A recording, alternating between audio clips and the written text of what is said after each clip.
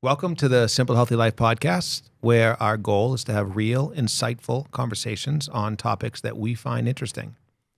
And today, Ryan, I think that we would like to talk about mindset. Yes. So I will kick it off with what is that you brought today? Yes. No, so this is a book I've been really enjoying lately. It's called The Expectation Effect. It's so interesting because I got the audiobook version of this book, I suppose. And, I'm listening through it and, a lot of the studies that I found particularly interesting, just like on my own, in terms of like how what we believe shapes our behaviors and shapes basically our external environment as a whole. I'm gravitating towards these studies as like being really interesting.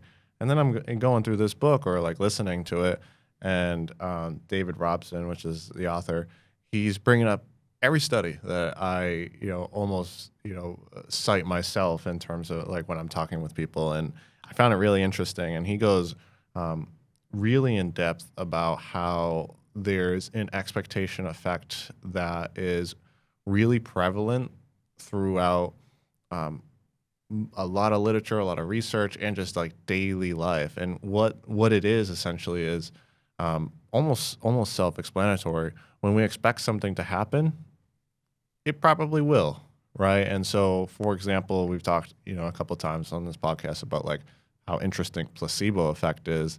But think about the placebo effect outside of medicine. I mean, he goes into like placebo in this book and how like, of course, when you take a sugar pill or something like that, it can actually have much of the impact as I suppose the pharmaceutical counterpart. And that's amazing in and of itself.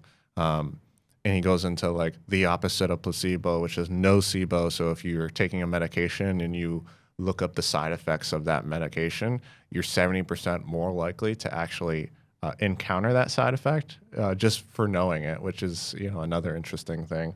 But he basically takes this idea and we branch it out to pretty much everything. It's very pervasive in our lives. One of the last chapters, he talks about how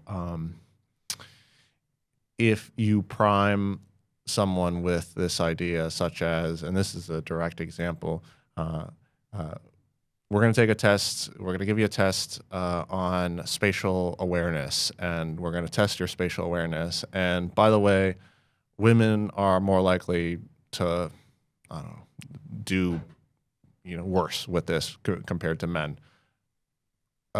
10 out of 10 times, the women in these studies are going to do worse, right? And that's just like a really basic example. But this is such a pervasive thing, and I see it a lot with people that I work with in terms of like food and nutrition and moving. And I see it even with like emotional regulations. And I just think it's such an interesting topic. I guess for you that I have a question. Have you ever noticed how your mindset impacts you in just kind of like a daily life situation? Has a set of beliefs ever impacted you that you've been cognizant of? And then you look back and you're like, actually, I don't know about that. I don't know if I actually trust that belief that I held upon further kind of like recollection, I suppose. When you were talking, I had one that came to mind. It was a big one for me. I had a big flip in my life, a big shift in my life. I went from not being a good public speaker, being afraid to do it, to doing it for a living, traveling around the country, speaking, doing this now. And my mindset previous to the flip was I wasn't educated enough. I wasn't good enough. I can't believe they're asking me to do this. I don't like it. I'm not gonna be good at it. All of those things were consistently in my mind. Essentially, when I would start to speak, I was timid. I really wasn't very good at it. And I don't know whether people really enjoyed it or not because I was so hung up on the fact that I had already told myself that I wasn't going to be good at it. Mm. I got lucky slash chose to take a couple public speaking courses later on in life. It was actually kind of cool. I'll tell the story. I was 30. I went back to college, was standing in a public speaking class, and I felt empowered. I wasn't the old guy, even though I was the old guy, but I was like, I don't really care what these kids think. They're 17, 19, right? Yeah. It doesn't matter to me. So I got the opportunity to learn. And once I started learning and realizing and practicing, I started thinking, man, I'm actually am pretty good at this. I can be charismatic. I can be confident. I have the knowledge on the topics that I want to speak about. Now I bring those with me when I do my public speaking. And I bring that mindset with me when I bring my public speaking. Right. I am confident. I am charismatic. I am good at this. I do. People do want to listen to me. And gosh darn it, people like me. No, I'm just kidding. But that's a big shift. That's a mindset shift. Right. I didn't realize it at the time. But since you asked the question, that's all I can think about is that's a huge shift in my world. Yeah. You know, what's interesting is that you said, you know, I probably was bad at public speaking, and yeah, you probably were because you didn't do it before. The mindset prior to you working on that was very fixed, such as like, I'm just bad at it. It's just I was born with a skill of 0. Yeah, very fixed. Yeah, and you know, by virtue of you like working on it, you shaped your mindset from fixed, at least in that regard, to more growth. Or you recognize if I can, if anyone can do this, you know, it's me. Or if other people can do this, I certainly can too. And so let me put in effort and get better. And then you almost proved that you did prove that to yourself, and you became competent just through, you know, the practice. And you know, I think one of the big things that comes up in a lot of like, if you just I don't know if that's true, but if you Google like mindset and how to get better in mindset, you'd probably encounter like the fixed versus growth mindset kind of idea, which simply put is you either believe you're born with an innate set of skills or you believe that you can grow these skills. And, you know, of course they find that in every regard, people who have a more growth oriented mindset do better, right? I mean, I think that's kind of like common sense. If you believe that you can get better, you know, you probably will. But I don't think people tend to recognize how it actually presents in their day-to-day, right? Such as the public speaking, great example. Or like math. I'm so bad at math. It's like, no, you're not. Yeah, it's like you just got to work on it a little bit, right? Oh, I mean, how many times have you listened to someone say, oh man, this meeting's going to suck? Yeah, for you, it definitely will. Yeah, There's no shot of it not sucking. Right. Because you've already decided in your mind that it's going to suck. Mm-hmm. And I'm not saying that there aren't meetings that suck, because there are. Mm-hmm. But if you go into it that way, it's going to be that way. Mm-hmm. It's easy for us to see that example. It's easy for us to look around and say, oh, I see how I knew that traffic was going to suck, so traffic stinks, right? Right. I knew that my boss was going to be mad, so my boss is mad. Mm-hmm. It's hard for us to see the other side. It's hard for us to go in and say, you know what?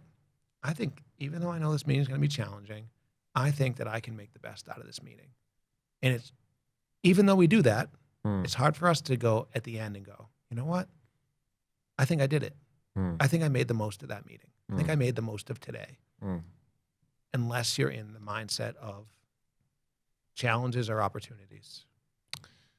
Right, right. And it's such a good example. I think people often will think about experience, any experience as a whole, as this like, you know, objective thing, right? So you go into the meeting and it's objectively bad, right? But what people don't often recognize is, sure, you've got the experience happening, but you have a lens in front of this experience in which that's your mindset, the lens itself. And if the lens is all scratched and, you know, broken and all of that kind of stuff, then that's what you're going to see. You're not going to see a very clear image. It's going to be tainted. It's going to be, you know, negatively tinted. But you can actually change the lens, and that's what I think that's one of the most important things in navigating through like a simple, healthy, successful life. Probably is to recognize that you can change the lens that you're using into, I don't know, maybe more self-serving lenses, even if you don't feel that it's particularly gonna be a good, a great meeting, for example. You could maybe say, well, maybe I'll learn one thing today, or maybe it will help orient me in one specific helpful way, right? Not everything has to be bad. Yeah. If I use this term all the time, or this quote, if you're looking for yellow cars, you're gonna find yellow cars. Mm-hmm. If you walk into that meeting looking for ways it's gonna be bad, you'll find a half a dozen of them. Mm-hmm. You'll find all sorts of fun stuff. Find coffee on your neighbor's shirt, right? You'll find this stuff. You walk into that meeting going, I know this meeting's N number of hours long, Mm-hmm. and if I want to take one good thing away, that's what you'll remember. That's what you'll take away. Right. And that is 100% your mindset going in. Right. And now it's tough to stay in a growth mindset. It's tough to stay out of your comfort zone, but it's doable. It's possible. It requires you to figure out what it takes for you. So for me, I know what it takes for me, and I'm not sitting here by any stretch of the imagination telling you that I get to do it every day. But for me, I know that before I get out of my car, if I have 5 minutes, it's more like 3 most of the time. I have 3 minutes to sit there, breathe a little bit, set my expectation, tell myself what I want my mindset to be. I'm way more powerful. I'm way more intentional. And those meetings, those days where they could have been a challenge, they are not nearly as often. Am I perfect at it? Absolutely not. But it is something that I do very well. Yeah, no, I've seen you do that. Like sit, even like before this, like sometimes sit there in the Jeep and do your little meditation. I think it's super helpful, right? Because setting an intention for like the next moment or the next transition is super helpful. And these little things it's a perception of how reality is happening, but it makes such a big difference, right? And one of the little like tiny examples I think about, when it comes to like mindset, is imagine you are in this kind of like poor, anxious kind of feeling mindset. You're feeling kind of down and you haven't processed that. And so then you go about your day, you go for a walk and you see someone walking down the street who you recognize and you give them a little wave and they appear to look at you and then kind of just walk away, right? No connection at all. With that mindset, you're certainly going to be like, whoa, what did I do? What you're going to be reliving the whole, the interactions, every interaction you ever had with that person, wondering where it went wrong, right? Conversely, your mindset could be, the lens through which you viewed that situation could be a little bit more forgiving, I suppose, and you could, wave to them and they could appear to look at you and still do the same thing. Everything could objectively be the same, but if the lens, that you're viewing through this was a little bit better and you said, well, maybe they just didn't notice me. Maybe they just are having an off day. It doesn't have to be personal, right? And then you go about your day and the whole day is then changed. I could see in the first example where, for me, if I was in that more anxious state, I'd be like racking my brain all day and think about all the opportunities I'm missing in that day in which, the time could have been spent so much better had I just been like, yep, they missed, they didn't notice me or whatever, and just kind of like, had a much more positive lens. And that whole rest of your day is dictated on your mindset and dictated on flipping that lens. I love the analogy that you're using. I think that lens is something that people should take home with them and really, really think about, because we get the opportunity to choose that lens. Right. And the more we practice choosing the lens, the better off we'll be. The easier it will be. The more often we'll remember to choose it. Right. I think that's a big piece that people miss. We get to choose it every moment. We can choose it again and again and again and again. And, I know for me, I'm married 20 years. I can tell you very plainly when my wife's not in the right mindset. I won't tell her. But, I know that she'll come out of it because I know she practices at it and I know she can choose it again. Right. You've seen it, right? You've talked to people, and we talked in a previous podcast about people that just want to vent. Just want to vent their emotions. Totally understandable. If that's the way you want to process it, no problem. But 9 times out of 10, you leave that conversation being like, that person's mindset was a little suspect today. Right. Not forever. They're still your friend and they chose to vent to you. But that's something that we can offer people. Hey, okay, all are true. That's the objective. None of that is necessarily objective, though. Right. It's all that's behind the eyes. It's all subjective. Yeah. It's so interesting because, easier said than done in some ways to like cultivate this more positive or self-serving mindset, right? But it really truly is important and so pervasive. I mean, this is a fun fact. Did you know that people who believe that they are at higher risk of cardiac disease, heart attack, heart failure, are at a higher risk for heart disease, despite any of the variables, despite the fact, despite whether they take care of themselves or not, and they eat well, they move, subtract all the variables, the belief that they think that they're at a higher risk is enough to actually manifest. And so I think that's just a great example of how strong our beliefs actually are. Alina Crum out of Stanford did this really interesting study, and this is mentioned in the book, and I've talked about this maybe on the podcast before.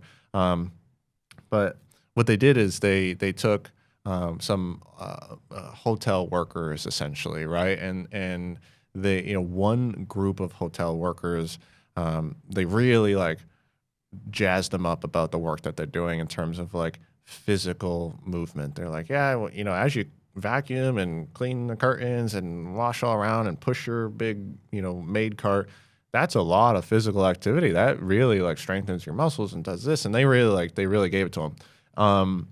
The other group, everything you do stinks. No, that was the control group. And so then they brought these folks back, and the group of hotel workers who were really jazzed up and primed that, your work is super healthy for you.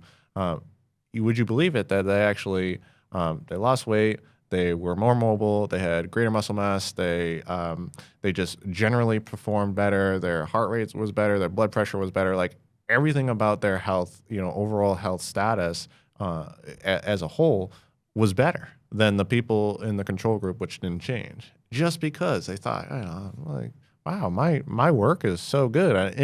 And who's to say whether or not they vacuumed like, Olympic vacuumers or whatever. But, I think it goes beyond that.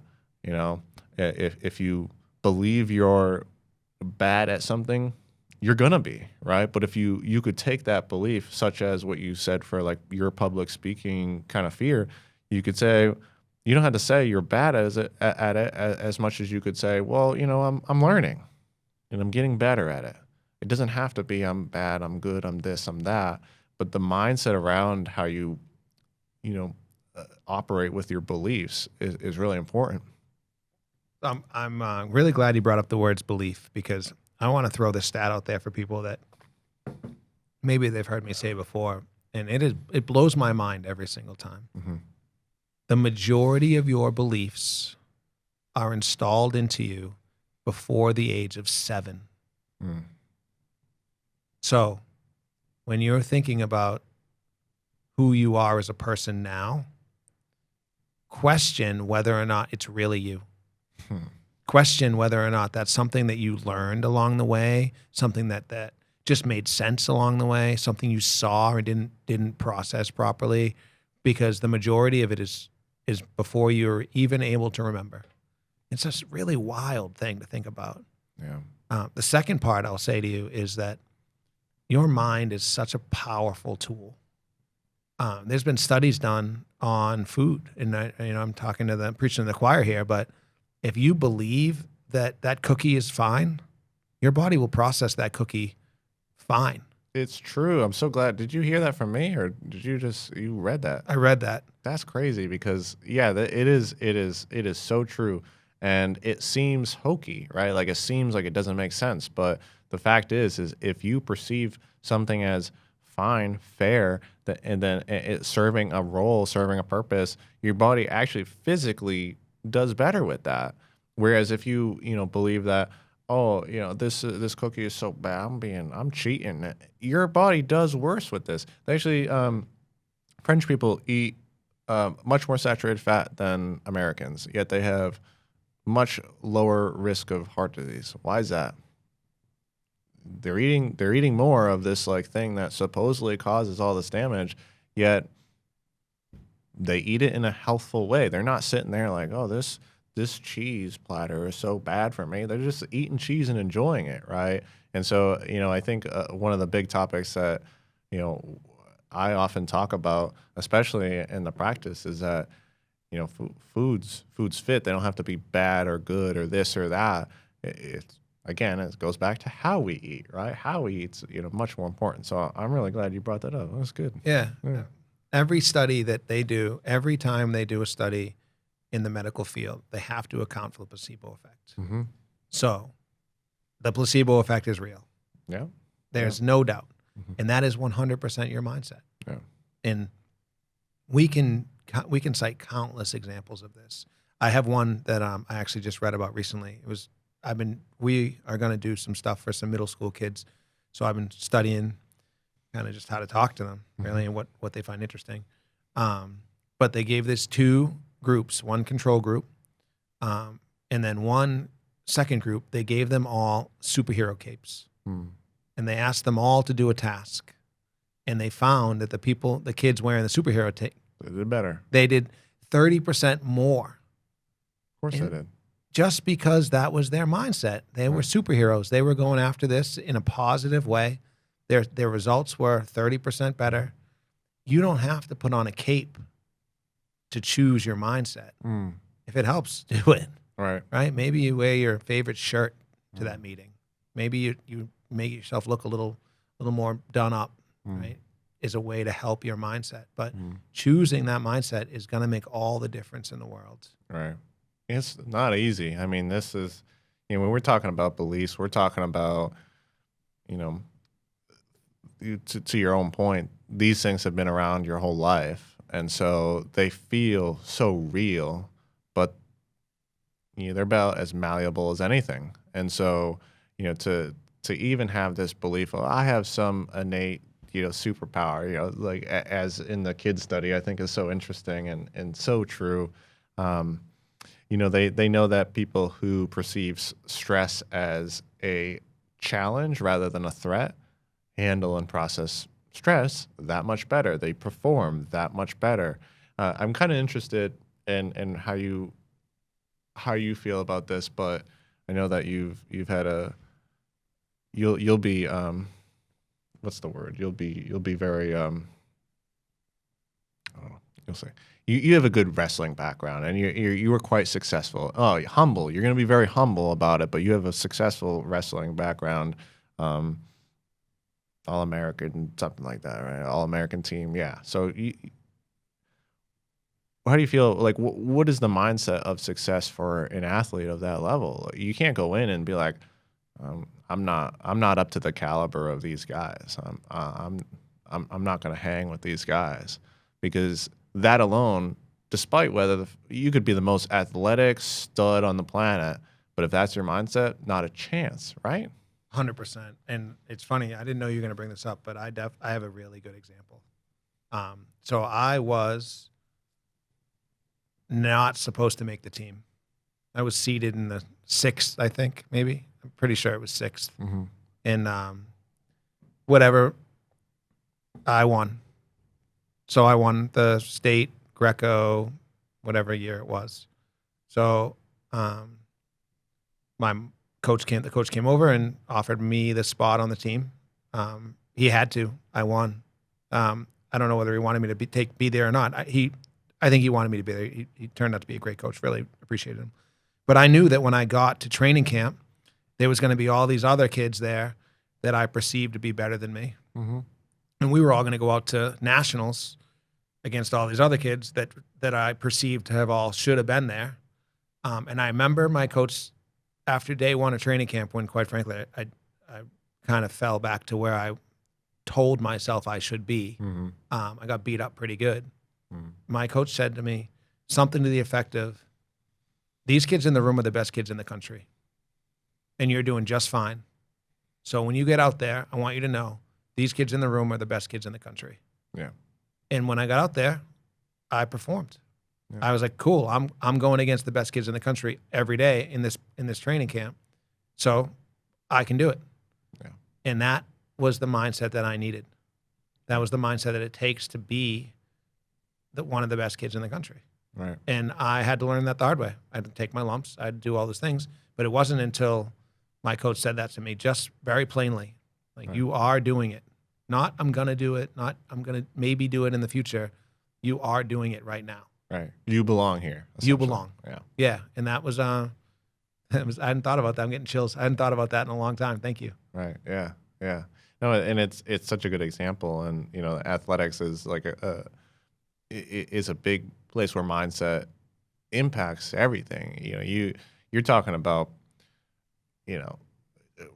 roughly the same physical stature as most people, especially in like a weight class. You're talking about roughly the same athleticism, especially at that level, right? There aren't crazy outliers, and sure, there's crazy outliers, one in a couple million, I'm sure, but for the most part, everyone's pretty much the same. But I think it's the mindset that really makes a difference, right? As someone, if you're taking on this, the stress of competition, and this becomes a very a very challenging, a very threatening thing to you, and the chance of failure and humiliation is right around the corner.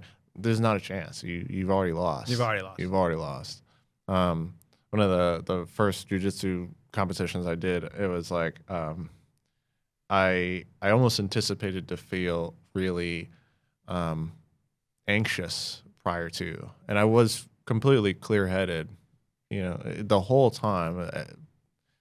Still, I competed still clear-headed the whole time, but I was feeling like the physical sensations associated with anxiety, right? And we just got done talking about like processing emotions and whatnot, but I was feeling like tight. I was feeling like chest racing. But you know how I actually framed that feeling as just like, I was excited. I was ready to get out there and do it, right? But I could have sat there and been like, oh, this is bad. I'm not good. This is a bad. I'm anxious. Yeah. I'm scared. I'm nervous. I've caught the anxiety. I'm going to fail. Yeah. I didn't win, but but nonetheless, it wasn't like a very a challenge. It was a challenge, but it wasn't a challenge to the degree on the mental front that it could have been if my mindset was really poor. And so, I think it's really important that we start cultivating nice, positive mindsets, and maybe positive is the wrong word, but self-serving mindsets. What is a mindset here that serves me? If you're opening a business and it's not taking off in the way that you'd like it to take off, well, that doesn't mean you're failing. It means that maybe there's another way to go about it, or maybe there's something here to learn, right? Or if you're working on something with your therapist or with your dietitian or whatever, and things aren't going the way you'd like it, maybe there's just a different approach that is needed. Maybe there's something that you guys are missing, right? And these things are really important, and to check your beliefs, right? To check them. They were made when you're 7 years old or prior to, most of them, per the source, which I've also seen that.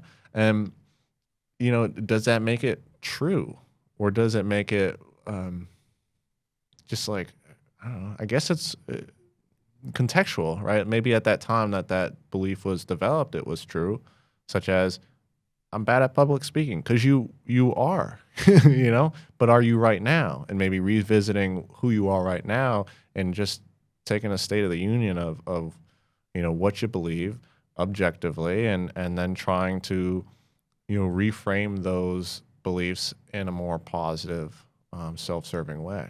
So I think the big takeaway for this is you have the opportunity to change your mindset. You can choose the mindset that you want. You can choose the lens that you see your day through. You can choose the lens that you see your world through. But I think the part that I want to hit home before we finish is don't expect it to be a one and done, right? We can choose it, and you'll say I'll say all right, Ryan said I can choose my mindset. I'm going to choose the mindset today. And then midday, something's going to happen. It's going to throw you off, and you're going to go back to your old mindset. And this meeting stinks. I was stupid. I can't believe I tried. Yeah. Right. Stay with it. Right. Again. The more you stay with it, the more you start to change it from a mindset to a belief. Mm-hmm. The more you get these new beliefs that you are who you believe you can be. Mm-hmm. And it worked for me from the public speaking standpoint. I can speak in front of anybody now. Right. And whether they want to hear what I have to say, it's totally different. But I can do it, and I do it well, and I do it, and in my own head, I'm an expert at it. Right. But it took time, and it took reps, and it took me saying, all right, before I go on this stage, I'm gonna be that guy. I'm gonna put my mindset for it. I'm gonna do it over and over and over again. And sometimes it takes good coaching, like we talked about. Yeah. Sometimes it takes a good partner to pull you out of it. Yeah. Hey, your mindset isn't the words you're choosing to use lead me to believe your mindset isn't where you would like it to be. That's what I say to my wife. Pretty good, right? I got that stamp. That is nice. I'm gonna write that down. But yeah, that would be the biggest takeaway for me. Yeah, just like repetition, because it's true. Yeah, you can, I think most people can go into the competition or go into the public speaking, one time and say, yeah, I'm pretty good at this. And then, and then it just doesn't go to plan, right? you fumble, you stumble over your words, and it's just a mess. But that doesn't mean that it wasn't a good thing. It doesn't mean that you failed, right? You learned. Right. And that's the important thing, is that you continue to try, you continue to cultivate the belief, because beliefs are cultivated. They're not necessarily like chosen in some way. They are cultivated over time, and it just takes that repetition and that building that strength surrounding the belief that makes it serve you in the long run. And in the end, you are building a strength one way or another. Mm-hmm. You're building the strength of telling yourself not good enough, or you're building the strength of telling yourself you are. Mm-hmm. Every day. Mm-hmm. You're building a fixed mindset deeper and stronger, or you're building a growth mindset deeper and stronger. Mm-hmm. And if you've been someone who's been building a fixed mindset and telling themselves they're not good enough for a long time, maybe you got unlucky and it was installed into you at the age of 7. Right. You can't expect to just flip the switch tomorrow and have it work 100% of the time. But you can start on the path. And once you get on the path for a little while, you'll start to see these little seeds. You'll start to see these little results, and you'll start to find people around you are noticing, and that can lead you to wherever you want to go. Right. No, super well said. Yeah. Where did that belief come from? Oh, my second grade teacher told me I was bad at singing. Yeah. Like, okay. And then you never sang again. And it was over. Now you never sing again.